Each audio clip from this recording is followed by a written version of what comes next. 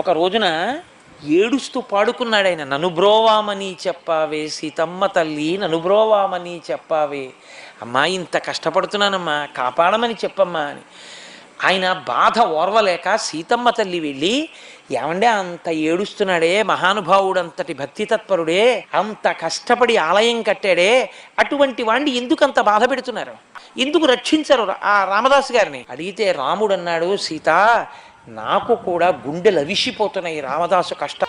లోకంలో వేదము చెప్పిన శాసనం ఒకటి ఉంది. ఇతను గత జన్మలో ఉండగా ఒక చిలుకని తీసుకెళ్ళి పంజరంలో పెట్టి బాధ పెట్టాడు, బయటికి వెళ్ళడానికి లేకుండా చేశాడు. ఆ చిలుక పంజరంలో పెట్టి బంధించినప్పుడు ఎన్ని బాధలు పడిందో అవి ఈ జన్మలో శరీరంతో ఇతను తీర్చేసుకోవాలి.